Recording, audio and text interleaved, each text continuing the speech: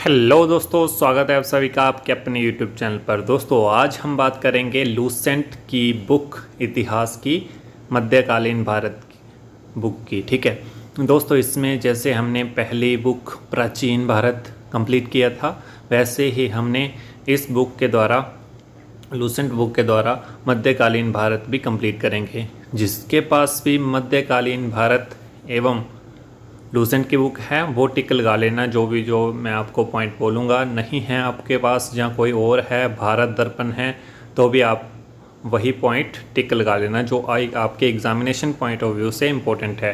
दोस्तों इससे पहले यदि आप इस चैनल पर पहली बार विजिट कर रहे हो तो मैं आपको बता दूं कि इस चैनल पर आपको एचपी पुलिस के लिए सारी इन्फॉर्मेशन दी जाती है, इसलिए आपको चैनल पर बने रहना है। चैनल को सब्सक्राइब जरूर करना है, बेल आइकन ऑन जरूर करना है। चलिए शुरू करते हैं। दोस्तों मध्यकालीन भारत का इतिहास शुरू होता है भारत पर अरबों के आक्रमण से। ठीक है, भारत पर अरबों के आक्रमण से। दोस्तों ये इतिहास का 25वां चैप्टर है लूसेंट का। ठीक है, आपको देख लेना है, आपको बुक कंटिन्यू खोल रखनी है अपनी वीडियो को देखते देखते। ठीक है, आप टिक लगा लीजिए। सबसे पहले भारत पर हुआ अरबों का आक्रमण। ठीक है, अरबों के आक्रमण का सबसे पहले जो आक्रमण था उसका नेतृत्व कौन कर रहा था? मोहम्मद बिन कासिम। ठीक है, मोहम्मद बिन कासिम, इस बंदे का आपको नाम याद रखना है। ठीक है, नेक्स्ट बस आपको इतना ही याद रखना है, सबसे पहला जो आक्रमण हुआ था वो किस बंदे के नेतृत्व में हुआ था? मोहम्मद बिन कासिम। ठीक है, मोहम्मद बिन कासिम के बाद आया महमूद गजनी। कौन था? महमूद गजनी। ठीक है, महमूद गजनी देख सकते हो आप, महमूद गजनी। इस शासक के संबंध में आपको यही याद रखना है, महमूद गजनी। मोहम्मद बिन कासिम के बाद आया महमूद गजनी। महमूद गजनी के बाद जो था, इसने महमूद गजनी ने भारत पर मेन जो है वो 17 बार आक्रमण किया। ये लाइन आपको याद रखनी है, महमूद गजनी ने भारत पर 17 बार आक्रमण किया। ठीक है, नेक्स्ट आपको याद रखना है, और आपको याद रखना है महमूद गजनी के बाद दोस्तों इसके साथ साथ आपको लास्ट ये भी याद रखना है, महमूद गजनी के दरबार में अलबरूनी, फिरदौसी, उत्बी, फरूखी नाम के लेखक कवि रहते थे। ठीक है, ये भी आपको याद रखना है। नेक्स्ट आपको याद रखना है महमूद, सबसे पहला आया मोहम्मद बिन कासिम, फिर आया महमूद गजनी, फिर आया महमूद गोरी। ठीक है, महमूद गोरी ये जो है वो काफ़ी इम्पोर्टेंट शासक है, क्योंकि इसने जो है वो भारत में तराइन की लड़ाइयाँ लड़ी, चंदावर की लड़ाई लड़ी, तो ये इम्पोर्टेंट होता है। और ये तराइन का युद्ध पहला और दूसरा ये एग्ज़ाम में पूछे जाते हैं, तो आपको ये याद रखना है। पहला युद्ध जो है तराइन का कब हुआ था? 1191 में। ठीक है, 1191 में। किसके और किसके बीच? गौरी और पृथ्वीराज के बीच, और पृथ्वीराज चौहान इसमें जीत जाते हैं। ये आपको याद रखना है। तराइन का दूसरा युद्ध हुआ 1992 में। ठीक है, और गौरी और पृथ्वीराज के बीच में ही हुआ। इसमें पर उल्टा गौरी जीत जाता है धोखे से। ठीक है, और लास्ट इसमें युद्ध हुआ चंदावर का युद्ध 1994 में, गौरी और जयचंद के बीच में। इसमें भी गौरी जीत जाता है। ठीक है, नेक्स्ट बात करते हैं दिल्ली सल्तनत की।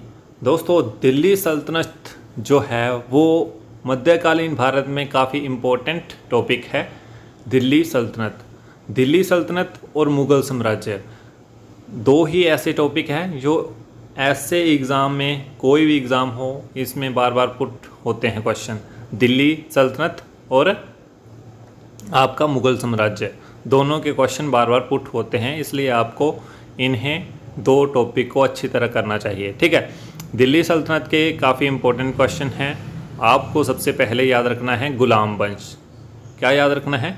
गुलाम वंश। गुलाम वंश की स्थापना हुई थी 1206 में। किसने की थी? कुतुबुद्दीन ऐबक ने। किसने की थी? कुतुबुद्दीन ऐबक ने। कुतुबुद्दीन ऐबक जो था वो गोरी का गुलाम हुआ करता था। क्या हुआ करता था? गुलाम हुआ करता था। ठीक है। और कुतुबुद्दीन ऐबक के जो अपने राज्याभिषेक करवाया था वो कराया था 24 जून 1206 में। ठीक है, 24 जून 1206 में। दोस्तों इसके साथ साथ आपको याद रखना है कुतुब मीनार की नींव जो है कुतुबुद्दीन ऐबक ने ही डाली थी। दोस्तों नींव डाली थी, ना कि कंप्लीट कराया था। ये याद रखना है, सिर्फ और सिर्फ इसने नींव डाली थी। और कंप्लीट जो है वो किसने करवाया था वो आपको आगे की वीडियो में पता चल जाएगा। ठीक है, पहले ही आप जान लेते वो कौन है? इल्तुतमिश। कौन है? इल्तुतमिश, जिसने कुतुब मीनार कंप्लीट करवाया था। ठीक है, देखिए आगे बताया हुआ है इल्तुतमिश द्वारा किए गए प्रमुख महत्वपूर्ण कार्य। ठीक है, इसने नींव किसने डाली थी? नींव किसने डाली थी? कुतुबुद्दीन ऐबक ने कुतुब मीनार की। ठीक है, पर कंप्लीट करवाया इल्तुतमिश ने। कंप्लीट करवाया इल्तुतमिश ने। और इसने जो है वो शुद्ध अरबी सिक्के जारी किए, चांदी का टंका, तांबे का जित्तल। ठीक है, और इक्ता प्रणाली चलवाई और 40 गुलामों का समूह एक तैयार किया। इससे कहते थे तुर्काने चलांगनी। ठीक है, सर्वप्रथम दिल्ली के अमीरों का दमन किया। ये इल्तुतमिश के जो हैं वो महत्वपूर्ण कारण थे। ठीक है, और आपको इसके साथ साथ याद रखना है कुतुबुद्दीन ऐबक जो था इसे लख बख्श भी कहा जाता था, क्योंकि ये लाखों दान करता था। ठीक है, तो इसे लख बख्श भी कहा जाता था। और प्राचीन में इसने नालंदा विश्वविद्यालय को दबस्त करवाया था अपने एक सेनानायक द्वारा। सेनानायक का नाम क्या था? बख्तियार खिलजी। क्या नाम था? बख्तियार खिलजी। नेक्स्ट बात करते हैं दोस्तों, इसकी मृत्यु जो है वो अचानक एक एक्सीडेंट हुआ। एक्सीडेंट क्या हुआ था? ये चौगान खेल रहा था, घोड़े से गिरकर इसकी मृत्यु हो गई। ठीक है, और लाहौर में से दफनाया गया। ठीक है, अब बात आती है इसका उत्तराधिकारी कौन हुआ था। उसका नाम था आराम शाह। क्या नाम था? आराम शाह। आराम शाह जो था वो 8 महीने ही शासन कर पाया और इल्तुतमिश ने इसे मार दिया, इसकी हत्या कर दी और खुद दिल्ली की गद्दी पर बैठ गया। ठीक है, ये आपको याद रखना है। नेक्स्ट इल्तुतमिश आ गया इसका जो गद्दी पर बैठने वाला। और इल्तुतमिश जो है वो इसके संबंधित में आपने याद रखना है इल्तुतमिश का बेटा, इसका उत्तराधिकारी कौन था? रुकनुद्दीन फिरोज। रुकनुद्दीन फिरोज। ठीक है, रुकनुद्दीन फिरोज जो था वो अयोग्य शासक था जो शासन नहीं कर पाया और उसे हराकर इल्तुतमिश की बेटी जो है वो गद्दी पर बैठी। काफ़ी इम्पोर्टेंट क्वेश्चन बनता है इसकी इल्तुतमिश की बेटी पर। रज़िया बेगम। रज़िया बेगम नाम की एक बेटी थी और जो प्रथम महिला बनी जिसने शासन की भागडोर संभाली। ठीक है, काफ़ी इम्पोर्टेंट क्वेश्चन है क्योंकि दिल्ली सल्तनत में एकमात्र ऐसी महिला थी जिसने दिल्ली पर शासन किया था। ठीक है, रज़िया ने पर्दा प्रथा को त्याग कर पुरुषों की तरह चोगा, कावा, कुला टोपी पहनकर दरबार में खुले मुंह जाने लगी। इसने सारी ऐसी प्रथाएं जो महिला का दमन करती थी उन्हें त्याग दिया। ठीक है, उन्हें हटा दिया। और इल्तुतमिश की बेटी रज़िया सुल्तान ने, इसके जो सरनेम है वो सुल्तान लगता था क्योंकि ये पुरुषों की तरह ही सारे काम करती थी, इसलिए रज़िया सुल्तान, रज़िया बेगम की जगह। ठीक है, समझ रहे हो ना, रज़िया बेगम की जगह इसने रज़िया सुल्तान यूज़ किया बिकॉज ये सुल्तानों की तरह जो है वो सारे काम करती थी पुरुषों की तरह। चोगा, कावा, कुला, टोपी जो भी पुरुषों का पहनावा था रज़िया भी वैसा ही करती थी। ठीक है, और इसने बाद में रज़िया की शादी जो है वो अल्तुनिया के साथ हो गई, ठीक है, अल्तुनिया के साथ हो गई। इसके बाद जो है रज़िया की मृत्यु आपको याद रखनी है 13 अक्टूबर 1240 में रज़िया की मृत्यु कैथल में हुई थी, ठीक है। और बहरम शाह को बंदी बनाकर उसकी हत्या 1242 में कर दी गई थी। ये आपको याद रखना है। बहरम शाह के बाद जो है वो आया मेन रज़िया सुल्तान के बाद आया बलबन, ठीक है। कौन आया? बलबन। बलबन ने जो अपना षड्यंत्र रचा और अलाउद्दीन मसूद शाह को सुल्तान के पद से हटाकर, क्योंकि रज़िया सुल्तान के बाद अलाउद्दीन मसूद शाह बना था, और इसे हटाकर जो है वो नसीरुद्दीन महमूद को सुल्तान बनाया, ठीक है।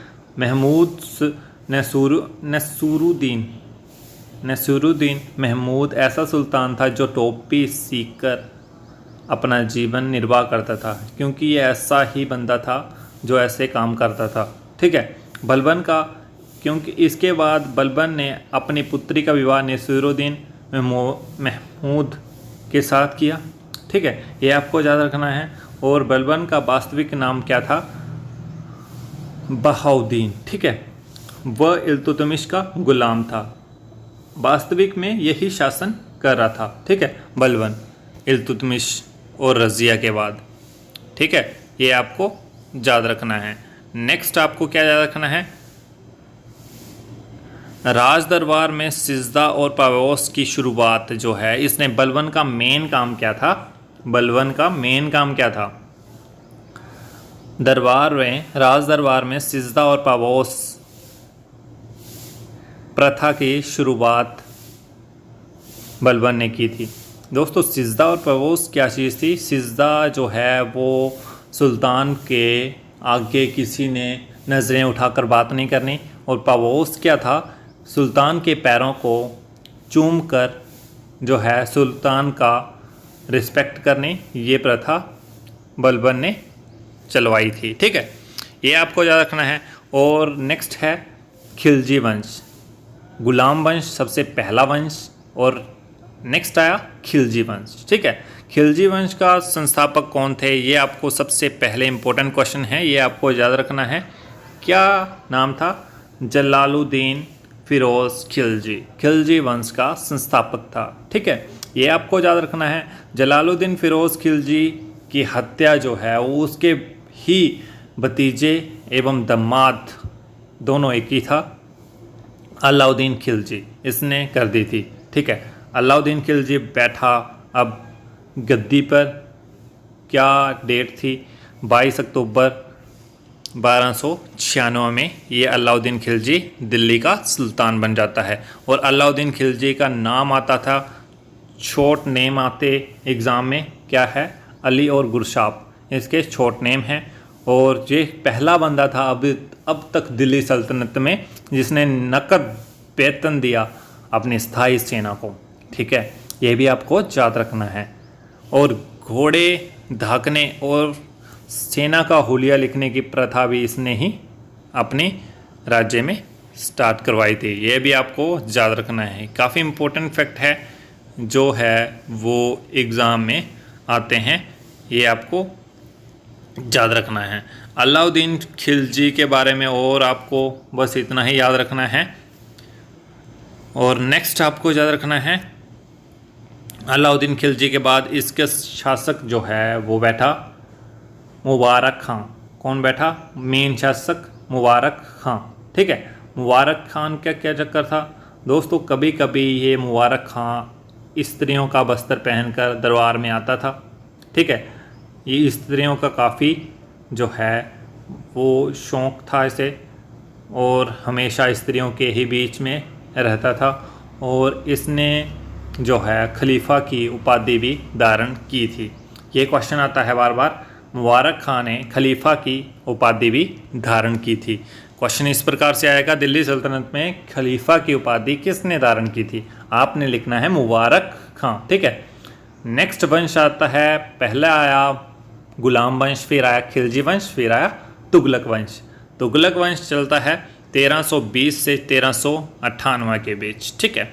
और इसका संस्थापक किसने की इसकी? तुगलक गाजी गियासुद्दीन तुगलक। ठीक है। किसने की? गियासुद्दीन तुगलक। ये आपको नाम याद रखना है, काफ़ी इम्पोर्टेंट क्वेश्चन है। तुगलक वंश की संस्थापना किसने की? तुगलक वंश की स्थापना किसने की? गियासुद्दीन तुगलक ने। ठीक है। ये आपको काफ़ी इम्पोर्टेंट है, ये आपको याद रखना है। और गियासुद्दीन तुगलक के बाद आया मोहम्मद बिन तुगलक। कौन आया? मोहम्मद बिन तुगलक। ठीक है। मोहम्मद बिन तुगलक ये आया, और इसे जो है वो पढ़ा लिखा मूर्ख कहा जाता था। इसके काम ही ऐसे थे, एक्सपेरिमेंट करता था ये अलग अलग, और इसे मोहम्मद बिन तुगलक को पढ़ा लिखा मूर्ख भी कहा जाता था। ठीक है। मोहम्मद बिन तुगलक हो गया, और इसके ही शासनकाल में एक इब्न बतूता नाम का एक बंदा आता है, और इसने पुस्तक लिखी राहेला। ठीक है। काफ़ी इम्पोर्टेंट फैक्ट है, ये आपको याद रखना है। नेक्स्ट है, आपको याद रखना है फिरोज़ तुगलक। ठीक है। मोहम्मद बिन तुगलक के बाद आया फिरोज़ तुगलक, ये आपको याद रखना है। और इसने जो है वो सारे करों को समाप्त कर, 4 कर कौन कौन से थे? खिराज, खुम्स, जजिया, ज़कात, सारे कर जो है 24 कष्टदायक, इस प्रकार से जितने भी कष्टदायक कर थे 24, और उन्हें समाप्त करके 4 कर ही लगाए इसने, खिराज, खुम्स, जजिया, ज़कात। ठीक है। ये इसने जो है वो कर लगाए। नेक्स्ट बात करते हैं, फिरोज़ शाह तुगलक के बाद आपका आ गया नेक्स्ट सैयद वंश। सैयद वंश के लिए इम्पोर्टेंट क्या क्या याद रखना है? 1414 से 1451 के बीच में इसका राज्य हुआ, और सबसे मेन बंदा कौन था? कीजर खां। कौन था? कीजर खां। कीजर का कौन था? कीजर खां जो था वो तैमूर लंग का सेनापति था। इतना सा इसमें आपने याद रखना है। लास्ट वंश दिल्ली सल्तनत का काफ़ी इम्पोर्टेंट है, क्योंकि यहाँ पर जो है वो लोधी वंश है। लोधी वंश 1491 में 1526 तक सबसे मेन बंदा था। संस्थापक कौन था? बहलोल लोधी। कौन था? बहलोल लोधी जो है वो इसका संस्थापक था, लोधी वंश का संस्थापक था। बहलोल लोधी के बाद आया आपका सिकंदर लोधी। ठीक है। बहलोल लोधी के बाद सिकंदर लोधी आया, और सिकंदर लोधी ने 1504 में आगरा शहर की स्थापना की थी। ये भी आपको याद रखना है। क्या याद रखना है? सिकंदर लोधी ने 1504 में आगरा शहर की स्थापना की थी। ये भी आपको अच्छे से याद रखना है। ठीक है। गले की बीमारी के कारण सिकंदर लोधी की मृत्यु 21 नवंबर 1517 में हो गई थी। इसके बाद इसका पुत्र इब्राहिम शाह की उपाधि से आगरा के सिंहासन पर बैठा था। ठीक है। और इसके आगे शासन किया इब्राहिम लोधी ने। किसने? इब्राहिम लोधी ने। ठीक है। इब्राहिम लोधी के बाद इब्राहिम लोधी काफ़ी इम्पोर्टेंट शासक है। क्यों है? क्योंकि इसने 21 अप्रैल 1526 में पानीपत के प्रथम युद्ध में जो है वो भाग लिया था।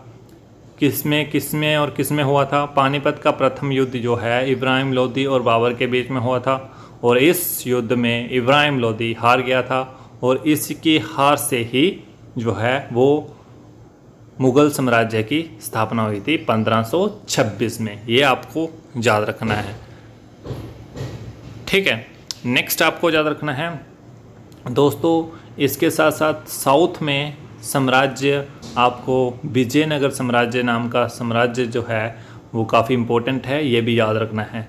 विजयनगर साम्राज्य के लिए आपको क्या याद रखना है, विजयनगर साम्राज्य जो है वो 1336 में हरिहर बुक्का नामक दो भाइयों ने जो है वो इसकी स्थापना करी थी। ये आपको याद रखना है, ठीक है। हरिहर बुक्का ने अपने पिता संगम के नाम पर संगम राजवंश की स्थापना करी थी। यह आपको याद रखना है, ठीक है। संगम वंश के मेन प्रमुख शासक कौन कौन थे, ये आप टेबल देख सकते हो। हरिहर, फिर बुक्का 1, हरिहर 2, देवराय 1, देवराय 2, मल्लिकार्जुन, ठीक है, विरूपाक्ष 2। ये आपको याद रखना है, ठीक है। और इसके साथ साथ आपने याद रखना है हरिहर बुक्का जब थे तब विजयनगर साम्राज्य की राजधानी कौन थी, हम्पी। क्या थी, हम्पी, ठीक है। और इसकी राजभाषा क्या थी, तेलुगु। क्या थी, तेलुगु। हरिहर बुक्का पहले वारंगल के काकतीय शासक प्रताप रुद्रदेव के सामंत थे। यह भी आपको याद रखना है, ठीक है। और विजयनगर में आपको और कुछ नहीं याद रखना है, ये 4 वंश आपको याद रखना है। जैसे आपने दिल्ली सल्तनत में याद रखे 4 वंश कौन कौन से, संगम, सुलभ, तुलुभ और अराविडो, ठीक है। ये आपको 4 वंश ही याद रखने हैं, ज़्यादा आपको याद नहीं करना है। और इन वंश के संस्थापक कौन कौन थे ये आपको याद रखना है, ज़्यादा आपको नहीं कुछ भी याद रखना, ठीक है। नेक्स्ट, सुलभ नरसिम्हा ने विजयनगर के दूसरे राजवंश सुलभ वंश की स्थापना करी थी। ये आपको सुलभ वंश के लिए याद रखना है, सुलभ नरसिंह, ठीक है, सुलभ नरसिंह, यह आपको याद रखना है। और इसके बाद वंश आया तुलुप वंश। तुलुप वंश 1505 से 1565 तक इसकी जो है वो कार्यकाल चला। और इसकी स्थापना किसने की, वीर नरसिंह। आपने कंफ्यूज नहीं होना है सुलभ और तुलुप में। सुलभ की स्थापना करी थी सुलभ नरसिंह में, और तुलुप की स्थापना करी थी वीर नरसिंह ने, ठीक है। दोनों अलग अलग हैं। और तुलुप वंश का मेन जो महान शासक था उसका नाम क्या था, कृष्णा देव राय। काफ़ी इम्पोर्टेंट शासक था कृष्णा देव राय। ये आपको याद रखना होगा आपका विजयनगर के संबंध में, ठीक है। कृष्णा देव राय ने जो है इसके शासनकाल में काफ़ी इम्पोर्टेंट घटनाएं हुई थी। क्या घटनाएं हुई थी, पुर्तगाली यात्री डेमिगोस पायस जो है विजयनगर आया था, ठीक है।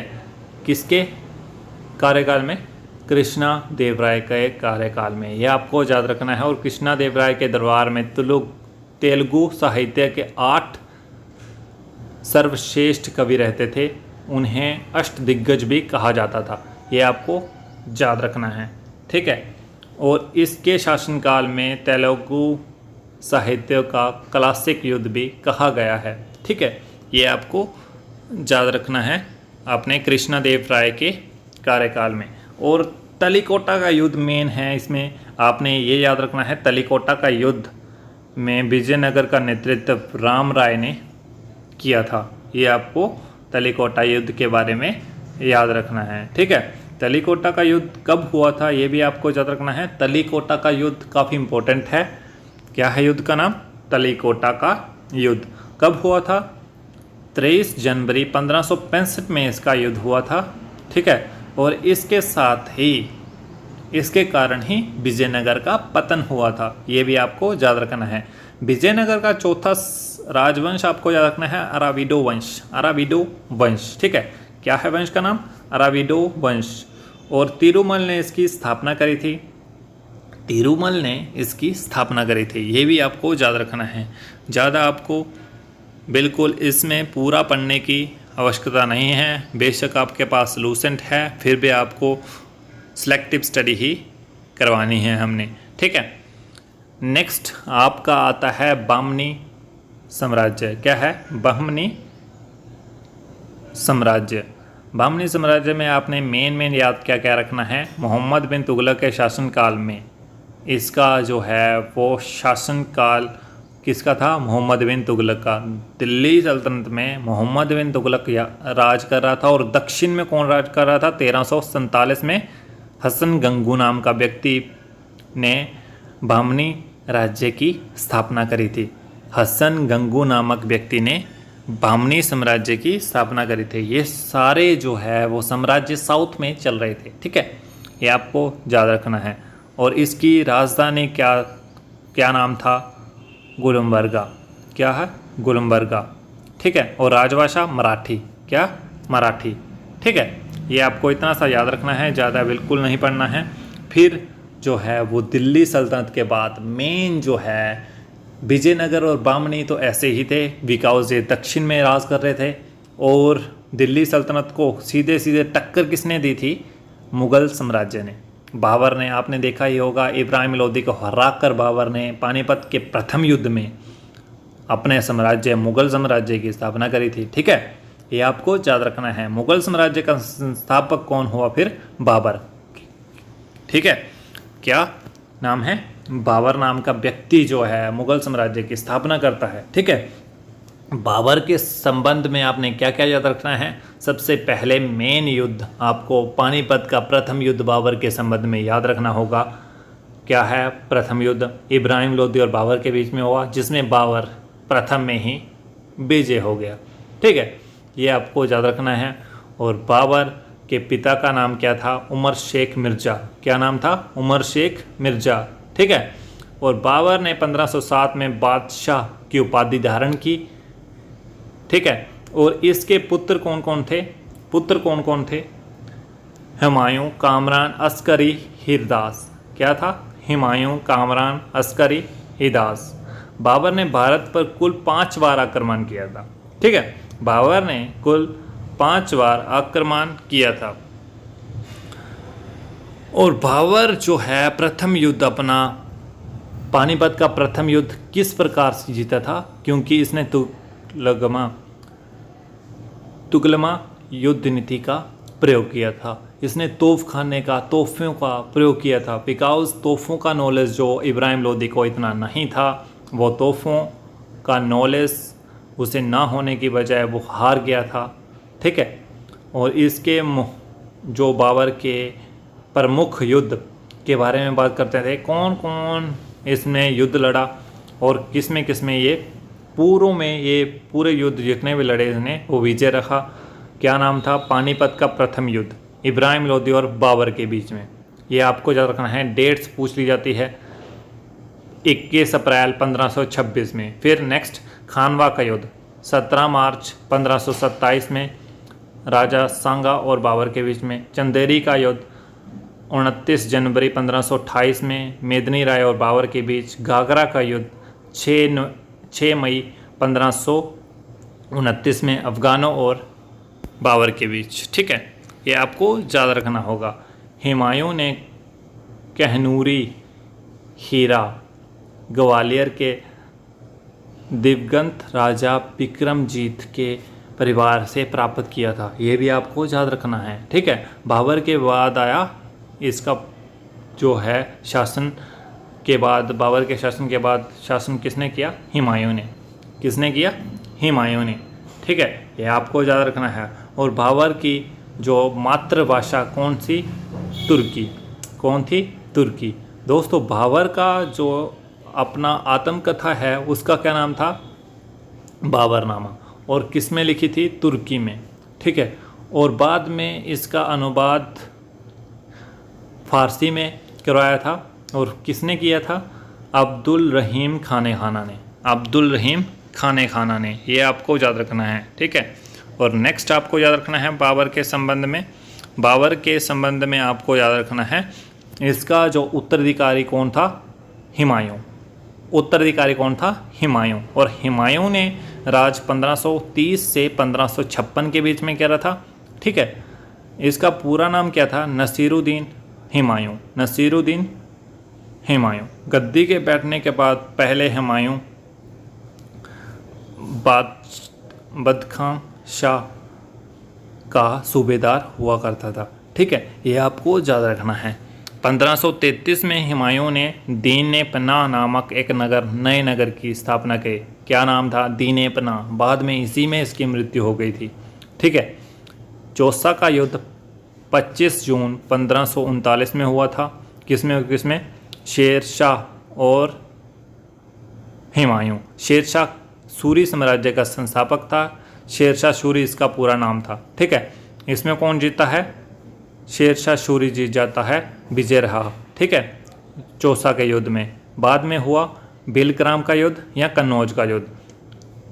यदि आपको पेपर में आए बिलग्राम का युद्ध तो भी आपने 1540 से ही लिखना है। यदि आए बैटल ऑफ कन्नौज का युद्ध तो भी आपको 1540 ही लिखना है।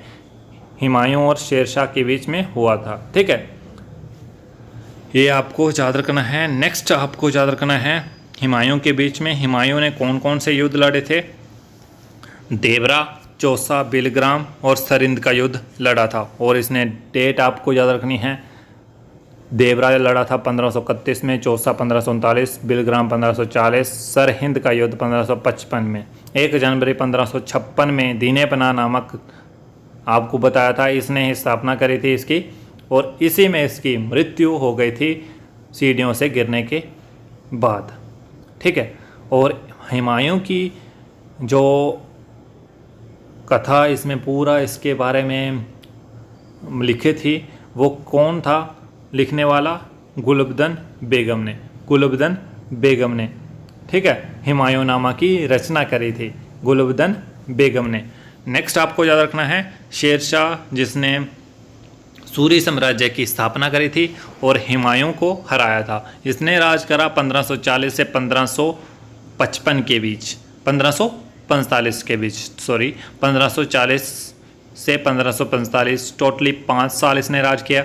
और सूर साम्राज्य की स्थापना इसने ही करी थी। अफगान वंशी शेरशाह सूरी, पूरा नाम इसका ये था, शेरशाह सूरी। ठीक है, इसका बचपन का नाम क्या था? फरीद खां। क्या नाम था? फरीद खां। ये आपको याद रखना है। और इनके पिता हसन खां जौनपुर राज्य के अंतर्गत सासाराम के जमींदार थे। ये आपको याद रखना है। फरीद खां ने एक शेर को तलवार के एक ही बार से मार दिया था। ये भी आपको याद रखना है। इसकी बहादुरी से प्रसन्न होकर बिहार के अफगान शासक सुल्तान मोहम्मद बखार खां लोहानी ने शेरशाह की उपाधि दी थी, तो ही इसका नाम शेरशाह पड़ा था। क्यों पड़ा था? बिकॉज ने शेर को तलवार के एक ही बार से मार दिया था। ठीक है, और शेरशाह ने बिलग्राम के युद्ध में दिल्ली की गद्दी पर बैठा था। ठीक है, ये आपको याद रखना है। और शेरशाह के संबंध में आपने याद रखना है, कबूलियत और पट्टा प्रथा की शुरुआत शेरशाह ने करवाई थी। और शेरशाह ने पाटलिपुत्र पटना, काफ़ी इंपॉर्टेंट फैक्ट है ये, आपको बार बार स्टार लगा लेने हैं, 3-4 स्टार लगने हैं, काफ़ी इंपॉर्टेंट है। शेरशाह ने 1541 में पाटलिपुत्र को पटना के नाम से पुनः स्थापित किया था। ठीक है, और ये भी काफ़ी इंपॉर्टेंट क्वेश्चन है। नेक्स्ट, और जीटी रोड, जिसे बोलते हैं GT road, grand trunk road की मरम्मत करवाई थी।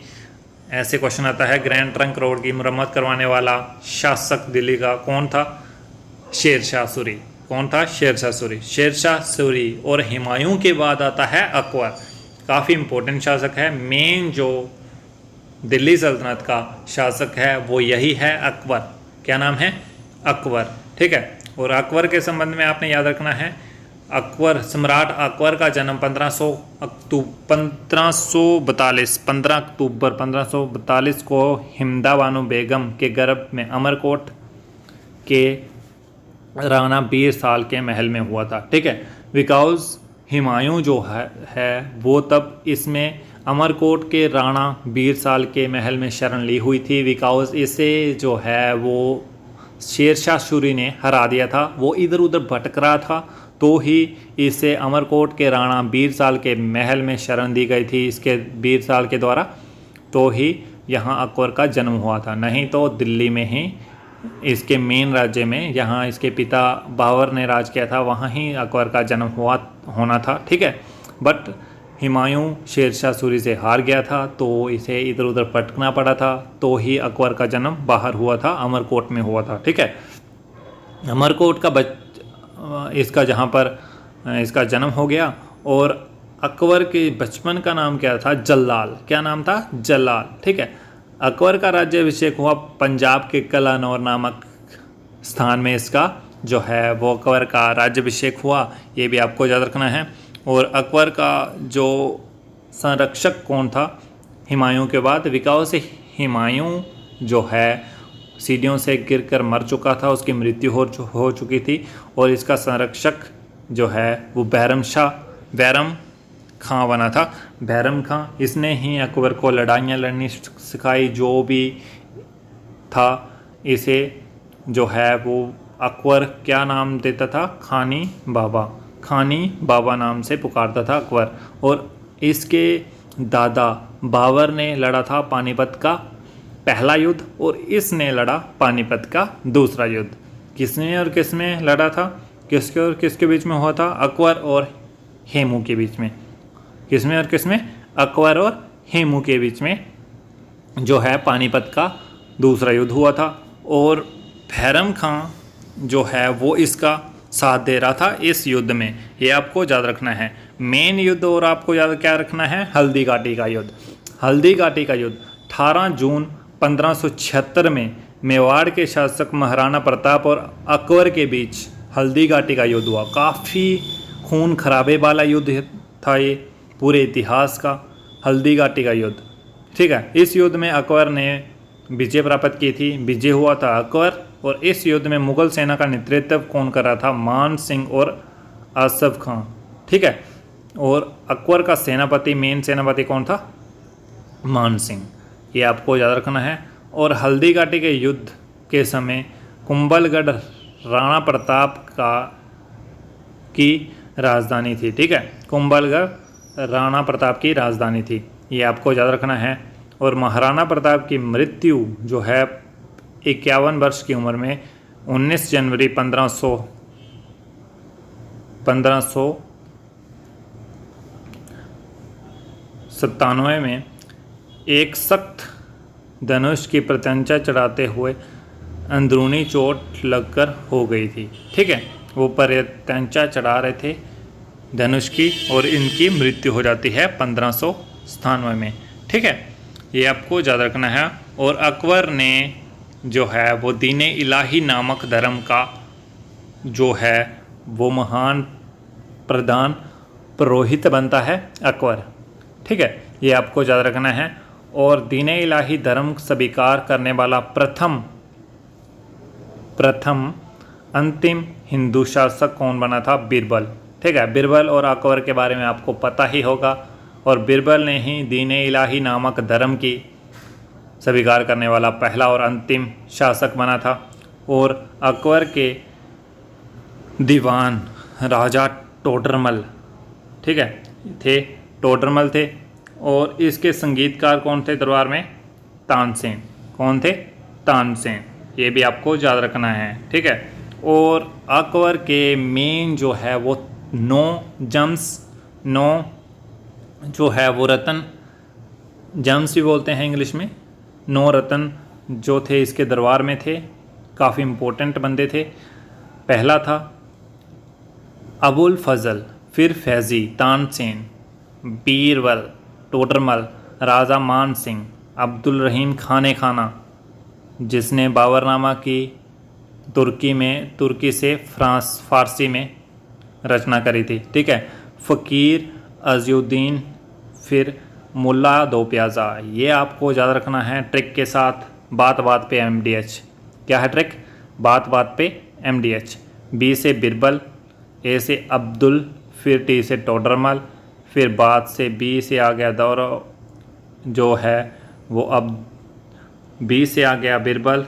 फिर इसमें आप अपने हिसाब से एडजस्ट कर लेना। मैंने बनाई है ट्रिक बात बात पे MDH। ठीक है, मुल्ला दो प्याज़ा M से, D से टोडरमल, फिर ठीक है, ये आपको अपने हिसाब से आप वो कर देना एडजस्ट।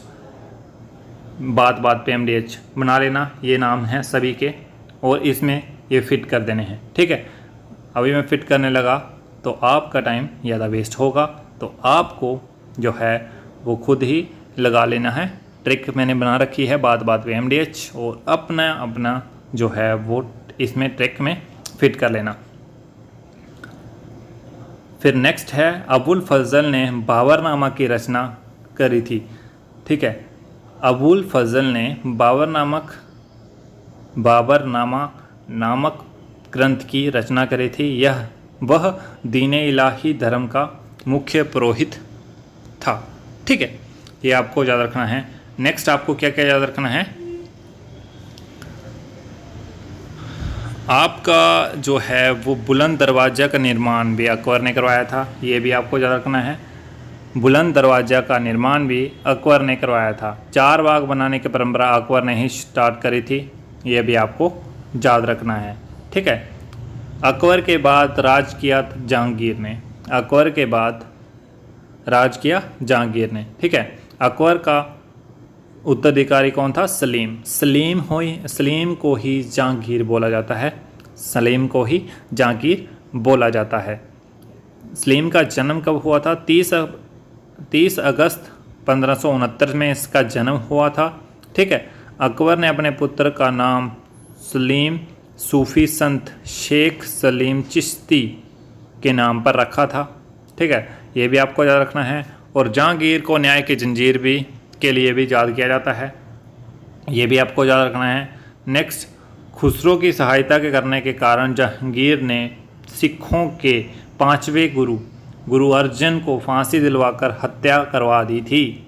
ये भी आपको याद रखना है। नेक्स्ट आपको याद रखना है, जहांगीर के 5 पुत्र थे।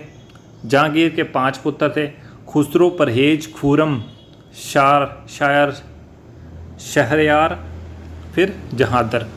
ये आपको याद रखना है। ठीक है, नेक्स्ट, जहांगीर के समय को चित्रकला का स्वर्णकाल कहा जाता है। चित्रकला का, ना कि वास्तुकाल का। ठीक है, ये भी आपको याद रखना है। नेक्स्ट आएगा, आगे भी आएगा, वास्तुकला का स्वर्णकाल किसके समय के काल को कहा जाता है? वो अलग है बंदा। इसके काल को क्या कहा जाता है? चित्रकला का स्वर्णकाल। ठीक है, नेक्स्ट आपको याद रखना है, जहांगीर के मकबरे का नाम नूरजहां ने करवाया था। ठीक है, ये भी आपको याद रखना है। और जहांगीर के शासनकाल में captain Hawking, sir Thomas Roe, William Finch, Edward Terry यूरोपीय यात्री भारत में आए थे। ठीक है, जहांगीर के बाद सलीम के बाद आया था शाहजहां। क्या आया था? कौन बंदा था? शाहजहां। ठीक है, जहांगीर के बाद शासन किया शाहजहां ने। शाहजहां ने असफ खां को वजीर पद पर और महावत खां को खाना की उपाधि प्रदान की थी। ये मेन है लाइन, ये भी आपको याद रखनी है। ठीक है, और शाहजहां के काल को ही स्थापत्य कला का स्वर्णकाल कहा जाता है। ठीक है, इसको चित्रकला का, जहांगीर के काल को चित्रकला का और इसके स्थापत्य कला का स्वर्णकाल कहा जाता है। ये भी आपको याद रखना है। और इसी ने अपनी बेगम मुमताज महल की याद में शाहजहां ने ताजमहल का निर्माण करवाया था आगरा में। और ठीक है, और उस्ताद ईशा ने ताजमहल की रूपरेखा तैयार करी थी। और ताजमहल का निर्माण कराने वाले प्रमुख स्थापत्य कलाकार कौन थे? उस्ताद अहमद लाहौरी। क्या नाम था? उस्ताद अहमद लाहौरी। ठीक है, इसी ने अपने राज्य में मयूर सिंहासन का निर्माण करवाया था। ठीक है, इसने अपने लिए मयूर सिंहासन का निर्माण करवाया था। ये भी आपको याद रखना है। नेक्स्ट बात आती है, शाहजहां ने 1532 में अहमदनगर को मुग़ल साम्राज्य में मिला दिया था। ये भी आपको याद रखना है। नेक्स्ट बात आती है, शाहजहां के बाद पहला आया जहांगीर, फिर शाहजहां, फिर औरंगजेब आया। ठीक है, औरंगजेब आया। और औरंगजेब का जन्म कब हुआ? 24 अक्टूबर 1618 में औरंगजेब का जन्म हुआ। और कहाँ हुआ? गुजरात में दोहात नामक स्थान में इसका जन्म हुआ। ठीक है, और औरंगजेब का जन्म जो है वो नूरजहां के पास बीता था। ठीक है, ये अब आपको याद रखना है। नेक्स्ट आपको याद रखना है मेन, ये आपको याद रखना है लाइन। क्या है लाइन? पॉइंट क्या है? मई 1666 को अकबर आगरा के किले को दीवान एक आम में औरंगजेब के समक्ष शिवाजी उपस्थित हुए थे, ये आपको याद रखना है। और जहां शिवाजी को कैद करके जयपुर भवन में रखा गया था, ये भी आपको याद रखना है। इस्लाम नहीं स्वीकार करने के कारण सिखों के 9वें गुरु तेग बहादुर की हत्या औरंगजेब ने दिल्ली में करवा दी थी, ये भी आपको याद रखना है। और औरंगजेब ने 1679 में जजिया को पुनः लागू किया था, ये भी आपको याद रखना है। ठीक है, नेक्स्ट औरंगजेब के संबंध में और क्या क्या फैक्ट हैं। औरंगजेब ने अपने दरबार में संगीत पर पाबंदी लगा रखी थी। ठीक है, इसे संगीत बिल्कुल पसंद नहीं था। और औरंगजेब ने 1565 में हिंदू मंदिरों को तोड़वाने का आदेश दिया दिया था। ठीक है, और इसी के शासनकाल में सोमनाथ का प्रसिद्ध मंदिर भी तोड़ाया गया था, और बनारस का विश्वनाथ का मंदिर, और वीर सिंह देव द्वारा जहांगीर के काल में मथुरा में निर्मित केशव राय मंदिर भी इसने तोड़वा दिया था। ठीक है, और आपको यहाँ पर समाप्त हुई आपकी दिल्ली सल्तनत। दिल्ली सल्तनत के बाद हुआ आपका मुग़ल साम्राज्य भी समाप्त। ठीक है, सबसे पहले मेन आपको याद रखना है मुग़ल साम्राज्य आपका सबसे मेन जो है वो मध्यकालीन भारत में आपको याद रखना होगा दिल्ली सल्तनत, फिर विजयनगर और बहमनी साम्राज्य, फिर आपको याद रखना है मुग़ल साम्राज्य। मुग़ल साम्राज्य के बाद बीच बीच में मोटे मोटे पॉइंट आपने याद रखने हैं मराठाओं के बारे में। मराठाओं के बारे में मेन पॉइंट आपने याद रखना है, मराठा साम्राज्य का संस्थापक कौन था? मराठा साम्राज्य का संस्थापक शिवाजी थे। ठीक है, शिवाजी थे। इनका पूरा नाम क्या है? छत्रपति शिवाजी महाराज। छत्रपति शिवाजी महाराज इसका पूरा नाम है शिवाजी का। और शिवाजी का उत्तराधिकारी कौन था? संभाजी। क्या नाम था? संभाजी। ये आपको मेन पॉइंट याद रखने हैं आपके मराठाओं के बारे में। ठीक है, सबसे पहले हमने डिस्कस किया मध्यकालीन भारत में, सबसे पहले हमने डिस्कस किया अरबों के आक्रमण, वही आपका दिल्ली सल्तनत की नींव थी। दिल्ली सल्तनत के बाद आए आपके दक्षिण में थे बहमनी साम्राज्य और विजयनगर, और इसके बाद मेन जो इब्राहिम लोदी के बाद हराकर आपको दिल्ली सल्तनत के बाद मुग़ल साम्राज्य की स्थापना किसने करी थी? बाबर ने। और बाबर के बाद आए जितने भी आपके हुमायूं, अकबर, शाहजहां, जहांगीर, औरंगजेब, ये सारे आए। और इनके बाद इनके पतन, मुग़ल साम्राज्य के पतन के बाद आया वीर शिवाजी भी, और भारत में ही राज कर रहा था। ठीक है, और मुग़ल साम्राज्य के पतन के बाद शुरू होता है आपका आधुनिक भारत। और आधुनिक भारत को नेक्स्ट वीडियो में हम डिस्कस करेंगे। उम्मीद है आपने पहली वीडियो हमारी किस पे थी? लूसेंट की ही प्राचीन भारत पे थी, आपने वो देख ली होगी। और पॉइंट जो उसमें भी डिस्कस करे थे हमने, वो काफ़ी इम्पोर्टेंट पॉइंट थे, और आपको निश्चित रूप से उन पॉइंट से मदद मिलेगी आपके एग्ज़ाम को क्लियर करने में। और आपको यही जो वीडियो है वो आपकी हिस्ट्री की आएगी नेक्स्ट, और इसी प्रकार से हम जियोग्राफी कंप्लीट करेंगे, साइंस कंप्लीट करेंगे। आप हमारे साथ बने रहिए, आपको निश्चित रूप से फ़ायदा ही होगा लूसेंट की सीरीज़ के साथ। और लूसेंट आपको पूरी पढ़नी बिकॉज नहीं है, आपके पास इतना टाइम नहीं है, आपने कॉलेज की प्रिपरेशन भी करनी है बिकॉज आपके कॉलेज के एग्ज़ाम भी लग रहे हैं। ठीक है, डेट शीट आ चुकी है HPU शिमला की, और आपको उसकी तैयारी भी करनी है। तो करके आपको पूरी लूसेंट नहीं पढ़नी है, आपको जो आपको पॉइंट बता रहा हूँ इम्पोर्टेंट वही पढ़ने हैं, और इसी से आपका काम चल जाएगा एग्ज़ाम के लिए।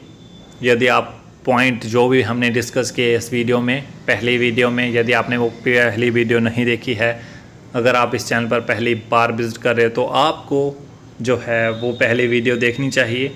और नेक्स्ट वीडियो भी आ जाएगी आपकी आधुनिक भारत में, और इसी के साथ आपकी भारत कंप्लीट हो जाएगा। और इस लूसेंट की सीरीज़ के बाद हम जो है वो सीरीज़ स्टार्ट करेंगे आपकी हिमाचल दर्पण की। हिमाचल दर्पण में भी इसी प्रकार से हम सीरीज़ कंप्लीट करेंगे, इतिहास, फिर भूगोल, फिर राज्य व्यवस्था, अर्थव्यवस्था। आपको सब कुछ प्रोवाइड किया जाएगा यहाँ पर। आपको चैनल को सब्सक्राइब कर लेना है अभी से, और आपको नोटिफिकेशन समय समय पर मिलती रहनी चाहिए।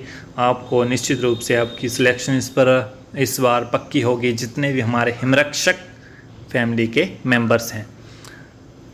दोस्तों इस वीडियो में बस इतना ही। यदि आपको ये वीडियो पसंद आई तो आप इस वीडियो को एक लाइक कर सकते हैं, बिकॉज आपके एक लाइक से हमें मोटिवेशन मिलता है। वीडियो को शेयर जरूर करें दोस्तों, तैयारी कर रहे बच्चों के पास ये वीडियो पहुंचनी ही चाहिए। इस वीडियो में बस इतना ही, मिलते हैं नेक्स्ट वीडियो में। तब तक आप खुश रहिए, पढ़ते रहिए। धन्यवाद। जय हिंद, जय हिमाचल।